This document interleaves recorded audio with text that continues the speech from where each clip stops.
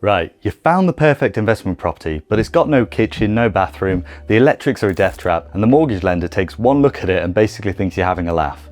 So how do you buy it? How does anyone buy it without cash? Well, this is where bridging loans come in. In this video, I'm going to walk you through what bridging loans are, when it's best to use them, how they're repaid, what they cost, and what to watch out for.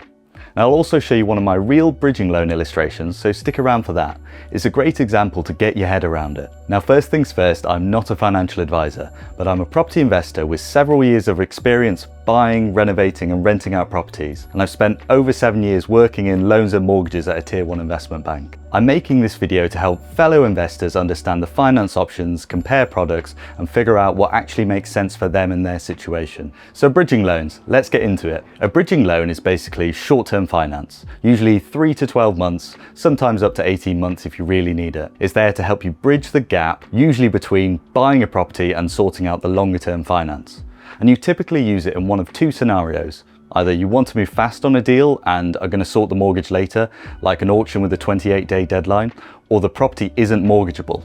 And when I say isn't mortgageable, I mean the lenders have a checklist, like a working kitchen, a bathroom, heating, no major damp. If the property doesn't tick those boxes, then they're unlikely to lend to you. But bridging lenders don't have the same strict rules. Yes, the property still has to be valued at or above the price you're paying, but beyond that, it's pretty flexible. What they do care about is your exit plan. So are you refinancing, selling, and will the numbers support a long-term mortgage? You need to be ready to explain that upfront to them, so be clear on your strategy before applying. So what does bridging actually cost? Well, as of mid-2025, which is right now, you're probably looking at 0.7 to 1.2% per month in interest. And then on top of the interest, you have an arrangement fee, which is usually 1 to 2% of the loan, a broker fee, valuation and legal costs, possibly admin and exit fees. So it's fees, fees, fees. One thing that you can count on with bridging loans is that the lenders don't miss the opportunity to charge a fee. So yeah, bridging is expensive, but you're paying for the speed and the flexibility.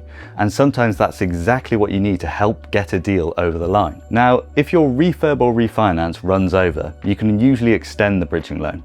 So from my experience in the industry, lenders are often happy to extend it by another 6 or even 12 months, usually at the same rate. But it's definitely not guaranteed, so don't rely on it. My typical turnarounds for refurbishing a property have been about 6 months on average, which is enough time to refurb, rent out and then refinance.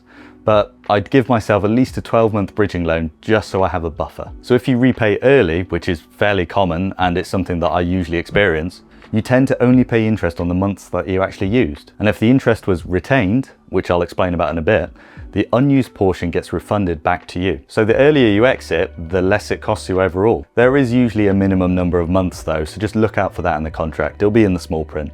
Now, I wouldn't feel comfortable talking about bridging unless I also mention the alternatives to bridging loans. You don't need a bridging loan on every single deal. If the property is mortgageable and you've got a bit of time, so it does have the bathroom, the kitchen, the no damp, etc., then I usually prefer to go something called a refurb to let loan. It basically works like a bridging loan where you take it out with one lender in particular, and then with the same lender they let you transfer, typically for free, maybe a small fee, to a normal buy-to-let mortgage. It's cheaper overall and you often refinance with the same lender, so it's less hassle. But when you need to act quickly, or the property isn't mortgageable, then bridging can be the right option for you. Right, let's go over to my desk and I'll show you this real example of mine. Okay, so let's get straight into it. This is an ESIS, or a European Standardized Information Sheet, also called an illustration, and it's a pre-contractual disclosure document that provides all the necessary info that you need to know and have a right to know about a loan. I've had to redact a bunch of the sensitive info here because I don't want the broker or lender hunting me down. It's also worth knowing that the broker gets paid by the lender, and also usually by yourself, to arrange your application. So they're not doing it out of the kindness of their own heart. And you can see their fees on this document. I can see that the broker is taking a £495 fee from me and £3,000 from the lender. So 3.5 grand they'll get from arranging this deal. That's not bad. Maybe I should go into brokering instead. Anyway, so this one was a bridging loan used to buy a property that was originally listed for £260,000. Now, because I was using a bridge, I could move really fast, which let me negotiate it down to £228,000 that you can see down here. I think it was the speed that made that difference. So even though I'm paying more in fees and interest because it's a bridging loan, I was in theory saving up to 32k up front because I got a negotiating discount on that property. You can also see that the loan is secured on the property itself, which is good. It means that I'm not using any other assets to secure that loan. So if I defaulted, they could only claim this property back, nothing else. But you can also choose to bridge by using equity that you do have in other properties if you've got it, and it'll allow you to borrow more, maybe even the full purchase price if you have enough. So this lender offered about 75% loan to value, which is fairly standard right now for a bridge. And on 228,000, that's around £172,000. However, the figure that they're lending also includes the lender's arrangement fee, the broker fee, the valuation, the legal and admin, and in this case, also the retained interest for the 12 months. And you can see that up here. There you go, £14,500. So £14,500 of interest and £5,000 of fees. And that means the actual amount that I'm borrowing, the actual amount that would go towards the property,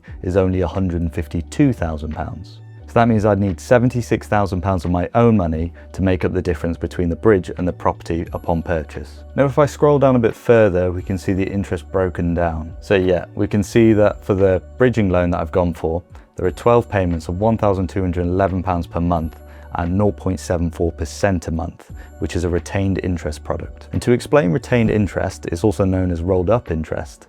It refers to a loan arrangement where the total interest for the loan term, the entire loan term, is deducted from the principal amount at the beginning of the loan, rather than being paid in regular installments. So this means that I, as the borrower, receive a reduced loan amount to £152,000, but I don't have to make the monthly interest payments. But as an alternative to a retained interest product, you can also choose to pay interest monthly if you've got the cash flow, which is more aligned with a standard mortgage. That way, more of your borrowing actually goes towards the purchase price. It's really up to you and your situation.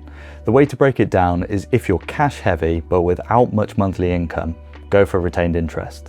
But if you're able to cover the monthly interest payments because you've got the cash flow, go for that instead. These days, I go for the monthly interest payments because I've got the cash flow to cover it now. But I thought I'd show a retained interest example here because it's what I expect most new property investors would be looking at. And then just above, it tells me the applicable APRC, which is your annual percentage rate of change. And for this loan in particular, it's 13.2%. Now you might be asking, why is it 13.2% when the monthly rolling is only 0.74%? Well, monthly rolling is obviously timed by 12 because it's a 12-month loan, and it's an annual percentage rate of change, but it also includes the fees too, because that's what you're borrowing. A typical APRC you'd see for a normal, less risky loan would be in the 4.5 to 5% category right now, and that's July 2025. So overall, for all the costs, that meant that the total repayable was a touch over £172,000. So technically it is indeed the 75% of the purchase price of £228,000, but not quite in the way that most people expect. Now, if I managed to complete on this property in 6 months instead, not the 12 months, and I refinanced, which is fairly common for the properties that I do, I'd only pay half the interest, so £7,250-ish. That unused interest, the other half, would get refunded back to me, and the total cost of this bridge would drop to around 12 to 13k. But to do this, you have to make sure you don't have any early repayment charges, ERCs, which will also be listed down below. Yeah, we can see here that I have the right to repay this loan early, fully or partially. There are no early repayment charges, but a fee is payable at the end of this loan, which is negligible. You sometimes might see that the early repayment charges have a minimum, say, of 3 months that you can't pay it back before. And that's for the lender to ensure that they're at least getting money for the time they spent setting this up. So assuming I did finish in 6 months, 12 to 13k of costs is still a decent chunk, but compared to saving 32k on the purchase up front, it works. And I think for this one, I had a conservative after refurb estimate of 300k. So even if I ran the full 12 months, because it took me a while, I'm still safely in the profit. Okay, so that details the main parts that you need to know about the illustration. Other sections down below will detail extra info such as your obligations, your features, and your rights and such. It's fairly self-explanatory, but in terms of the lending process, make sure you read it through just so you know what you're signing. But once you do have this signed, in terms of the lending process, from here you need to actually go through the full application for the bridge. And the main thing to know about your approval for a bridge is that it's all about your planning. So you need to know what your refurb plan is, what your exit strategy looks like, and what you'll do if anything runs late or over budget. And the lender will ask you these questions.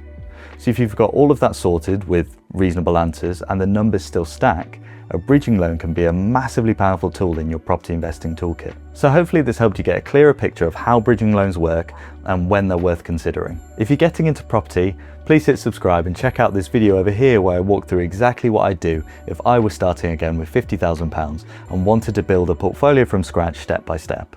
Thank you for watching and good luck with your next deal.